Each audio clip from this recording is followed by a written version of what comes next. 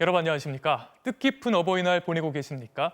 코로나 때문에 부모님 뵙는 것도 주저하게 되는 분들이 많았다고 하는데요. 한 달만 지나면 상황이 좀 나아질 것 같습니다. 방역당국이 다음 달 말까지 60대 이상 1차 접종이 잘 되면 안전하게 가족 모임을 할 수 있을 거라고 밝혔습니다. 이덕영 기자가 보도합니다. 오늘 오전 세종시 예방접종센터 75세 이상 어르신들에 대한 2차 접종이 진행되고 있습니다.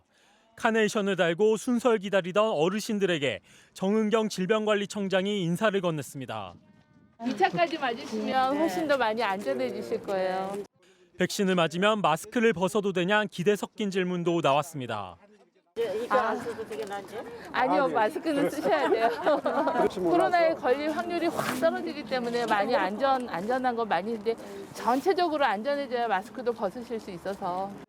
정은경 청장은 60대 이상 코로나19 환자의 높은 사망률을 거론하며 지금 중요한 건 백신 접종이라고 말했습니다. 코로나19 환자의 사망률은 60대 이상은 100명 중 5명, 80대 이상은 10명 중 2명이라고 강조했습니다. 반면 한 번만 백신을 접종해도 85%의 예방 효과가 있다며 예정대로 오는 6월 말까지 60대 이상에 대한 1차 접종이 마무리되면 안전한 가족 모임이 가능해질 거라고 밝혔습니다. 60대 이상 어르신들에서는 예방접종이 굉장히 중요합니다. 생명을 지키는 데 가장 중요한 수단입니다. 오늘 코로나19 신규 확진자는 701명, 감소 추세를 보이던 하루 확진자 수는 열흘 만에 700명대를 다시 기록했습니다. 서울 동작구 중앙대병원에서 4명, 노량진 수산시장에서 20명이 누적 확진됐고 영국발 변이 바이러스가 퍼지고 있는 울산 울주군 목욕탕에선 18명이 확진되는 등 집단 감염 사례가 속출했습니다. 방역당국은 지난 어린이날에 이어 어버이날이 낀 이번 주말 이동량이 늘면서 감염 확산이 우려된다며 의심 증상이 있으면 즉시 선제 검사를 받아달라고 당부했습니다. MBC 뉴스 이덕영입니다. 오늘 숨쉬기 참 답답한 하루였습니다. 오늘 오후 4시 한반도를 덮고 있는 미세먼지 모습인데요. 황사의 영향으로 미세먼지가 전국으로 퍼져 있습니다. 하늘을 올려다보면 온통 회색이고 한강 다리는 먼지들 사이로 윤곽만 겨우 보였습니다. 시민들은 주말 나들이를 포기했고 프로야구 경기는 취소됐습니다. 이남호 기자가 전합니다. 오늘날 서울 여의도 한강공원. 평소 같으면 코로나를 피해 야외로 주말 나들이를 나온 인파들이 북적일 시간인데 오늘은 어버이날인데도 다른 주말에 비해 나들이객이 확연히 줄었습니다. 그나마 나온 사람들도 대부분 오래 있지 못하고 금방 자리를 접습니다. 목이 좀 칼칼하고 황사 때문에 좀 많이 힘들었던 것 같아요.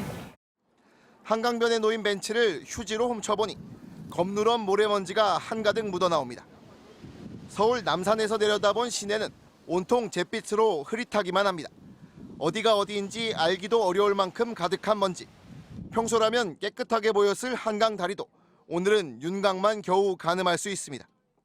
날씨가 너무 푸해가지고 생각보다 안 예쁜 것 같아서 약간 이렇게 위에서 보는 전경이나 약간 이런 걸 좀 보러 왔는데 어제는 13년 만에 처음으로 수도권과 충청 등 내륙 지방에 5월 황사 경보가 내려진 데 이어 오늘은 황사가 더 넓은 지역으로 퍼져나갔습니다.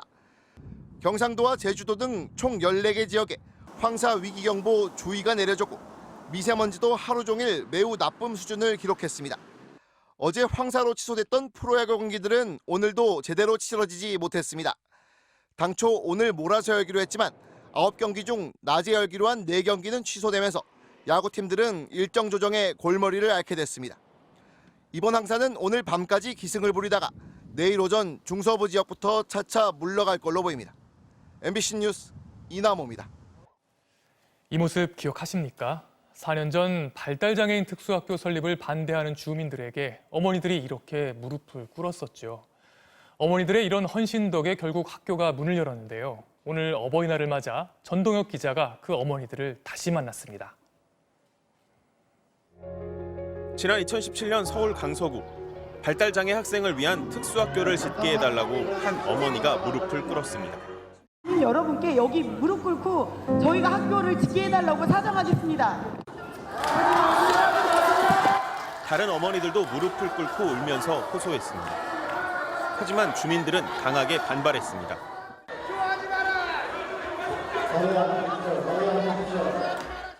그리고 3년이 흐른 지난해 인내와 헌신으로 특수학교 설립을 추진한 어머니들 덕분에 드디어 서진학교가 문을 열었습니다. 뭐 했어? 난타했어? 강서구의 많은 발달장애 학생들이 이른 새벽부터 등교할 필요가 없어진 겁니다. 학교를 불어에 다녔으면은 6시 반 정도에 아마 일어날 거라고 생각을 해요. 지금은 8시에서 8시 5분 정도에 타고 굉장히 좋아해요. 그런데 4년 전 무릎을 꿇었던 어머니들은 정작 자신의 자녀들을 서진학교에 보내지 못했습니다. 개교가 늦어지며 자녀들이 모두 졸업할 나이가 되어버린 겁니다. 저희 아이들은 다 이미 졸업을 한 아이들이기 때문에 서진학교를 다닐 기회는 없었습니다. 그런데 대리만족이라고 할까요? 아, 우리가 애쓴 보람 있네. 서진학교 개교를 이끌어낸 어머니들은 그러나 앞으로도 무릎 꿇는 일이 많을 거라고 입을 모읍니다. 또래보다 발달이 늦은 아이들이라 사회에서 자립하려면 많은 노력이 필요하기 때문입니다. 우리 아이가 바뀌지 않는다면 사회가 바뀌어야 된다고 생각했습니다. 우리가 몸으로 부딪혀서 사회를 바꾸는 만큼 우리 아이가 이 사회를 살 수 있다고. 이 모든 것이 특별한 희생이 아니라 그저 내리사랑일 뿐이라는 어머니들. 특수학교를 반대하는 또 다른 어머니들의 입장도 이해한다며 그저 장애와 비장애를 구분짓는 선이 지금보다 희미해지기를 희망했습니다. 저희 장애 자녀를 둔 엄마들뿐만 아니라 대한민국 아니 우리 모든 어머니들이 같은 마음일 거라고 생각하고 있습니다.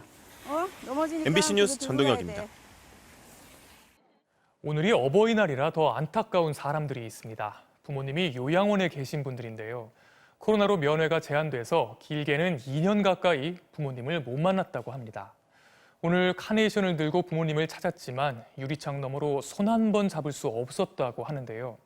코로나 시대 슬픈 어버이날을 지윤수 기자가 취재했습니다. 요양병원에 89살 노모를 모시고 있는 현도수 씨 부부. 유리창을 사이에 두고 어머니를 향해 준비한 카네이션을 들어보입니다. 어버이날 축하드려요.